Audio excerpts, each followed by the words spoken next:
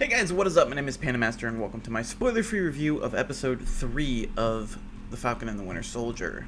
I just got out of the shower. I'm still pretty groggy from bed, but let's talk about this. I actually watched it Friday morning and then rewatched it Friday night, so I've seen this twice now, almost 3 times. I almost watched it last night, but let's talk about this episode. Apologies for my grogginess. We're just, I got a case of the Mondays, let's be real here. That's what this is all about. But yeah, let's talk about episode 3, Power Broker. Currently my favorite episode yet. I think we got a lot of information about all of the different characters and places and things like that. We got Sharon Carter finally, and I say that only because she is shown in the thumbnail of the episode, so I don't consider that to be a spoiler.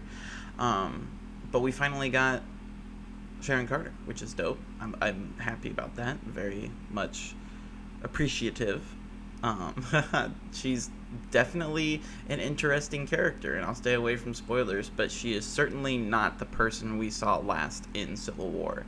That is, that's where we're at. And also Zemo's whole just mannerisms in this show are so much better than in Civil War. Like, retroactively, Zemo has become a much better character. I was not a huge fan of him in Civil War. I still love Civil War, but I just thought his involvement was unnecessary. He was basically like their, villain. I don't think Civil War even needed to have a villain. Like, the conflict was what was going on with the Sokovia Accords and all of this other stuff. Like, they didn't need to have a typical quote-unquote villain, and I feel like that's what Zemo was for Civil War. He was just sort of someone so that they could, have a name in there, generate hype, that sort of thing. Just be like, oh, we're in Zemo in the MCU, blah, blah, blah. But overall, he was just sort of, like, placed in there, and I wasn't a fan of his role in Civil War.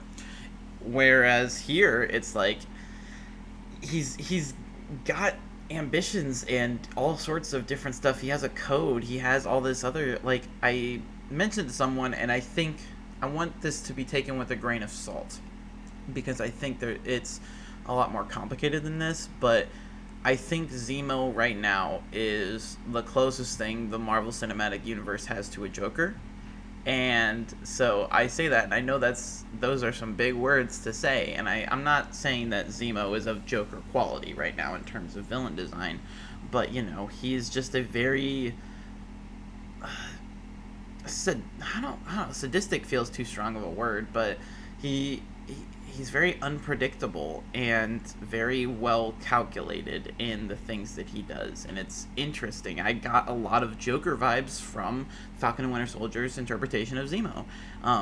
Again, I think his character has a long way to go before we can go claiming, like, giving him the crown of, MCU Joker, but I think there's definitely some inspiration of that, and I think the show writers and everybody handling this show wanted to try and reinvent some of the more disgraced MCU characters, because we have a lot of, this is essentially like B-tier Avengers, if that makes any sense, and that's not meant to be an insult, but you take the characters that don't necessarily get the spotlight in the MCU films, like Bucky, Sam, Zemo, Sharon Carter, and you're finally putting them into the spotlight here, and I think, as I've said before, that is the strength of the MCU television series, is getting more information, more lore about some of our favorite characters that don't necessarily get the spotlight all the time. Like, a lot of people have liked Sharon Carter, although the reaction to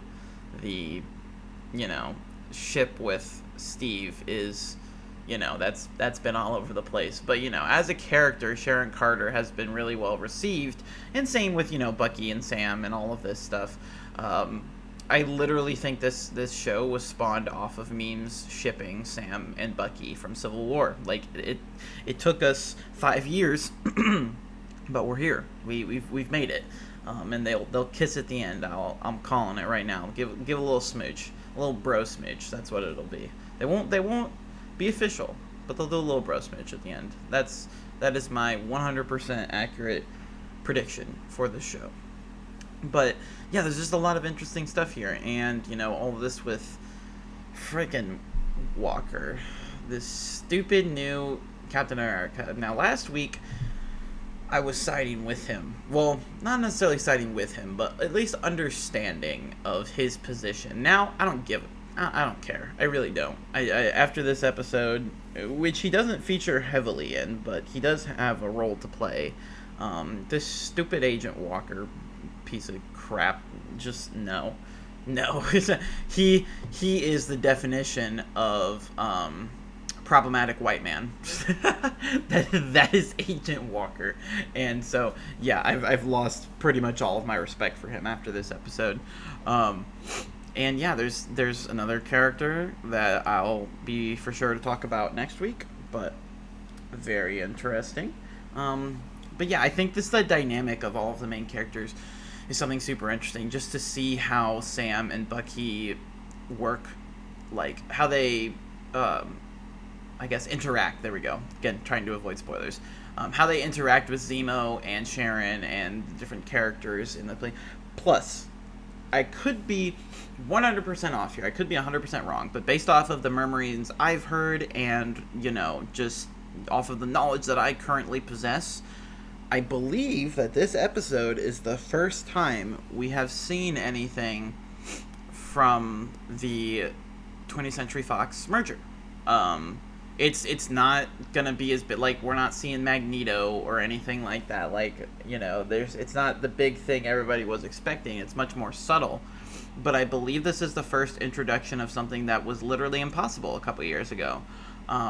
Because 20th Century Fox owned the property, they own the rights to this thing, and so there may have been something earlier, but I don't think so. I don't think there was anything in WandaVision. Evan Peters is about as close as you got, but I don't think there was any genuine usage of any Fantastic Four, X-Men universe type stuff, and now we finally have something, and so it's just very exciting to see Marvel slowly integrate these franchises into the MCU and these things and properties and all of that, and it's interesting and exciting to see how they're going to do it, because we officially have a Fantastic Four movie coming. X-Men is further down the pipeline.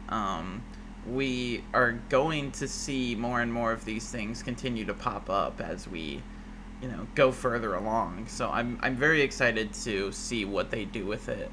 But yeah, tons of interesting stuff. Again, I think one of the strong things of this show is how well they have made this into a very realistic interpretation of superheroes. I again think that this is the Winter Soldier, the TV show. I really do. I think in terms of tone, I think this could be some James Bond show on TV. I don't think this really needs to be slapped with the superhero genre title. And I say that in good ways, both for superhero genres and for outside, because I think, I think this stands on its own. It doesn't need to be, I don't think you can categorize this as just another superhero thing. It has stuff that makes it original and unique and should be watched. But then also, it is part of the superhero genre in the ways that we love best, in just getting to know more about this world and these characters and all that sort of thing, but also having some really cool action scenes. There were some scenes, multiple scenes, in this episode that I was like, hot damn, Disney really did this. This is really on a Disney streaming platform. They went balls to the wall this episode in terms of their action sequences. The choreography was phenomenal. Just some of the stuff. There's a scene that happens towards the very end of the episode. I'm trying to describe it with as little context as possible, but enough so that people who've seen it know which one I'm talking about. It involves Bucky and a bounty hunter, but y'all know which scene I am talking about. I was like, this is in a Disney show? What? They just did not care. They are, honestly, I can never remember, because it's the MPAA, I think, handles film, but I don't think they handle television. But whatever rating system, to get them to TV-14, I feel like they had to take a look at this episode and really be this is teetering on the line, but since it's Disney and they sent us $1 million, we'll let it slide. But they, like, literally, if you just added a little bit of gore, this would be a TVMA show. And it's like, just absolutely nuts. And I was so surprised by just the cojones that these showrunners have with this show, because it is so radical in its presentation compared to other MCU projects that we've seen, where it's like, I would think it's almost like, I think WandaVision was a very different type of radical, but I was, going into Falcon and Winter Soldier expecting it to be a little bit more toned down in terms of, like, it would be not necessarily formulaic, but more in line with what we would expect out of an MCU show. And while I think part of that is true, there's just so much stuff in here that I'm completely shocked at the balls that Marvel is having right now to, like, put in their shows and put in their canon and just have be a thing. I really like that. They're taking a lot of risks, and it's paying off, and I like it a lot. So, yeah, I'm continuing to be a simp for the MCU, and that's probably how it's always going to be. But let me know, do you guys agree? Like if you like this video, subscribe if you want to see more, and I'll see you guys next time for whatever it is I'm doing. Alright, see ya.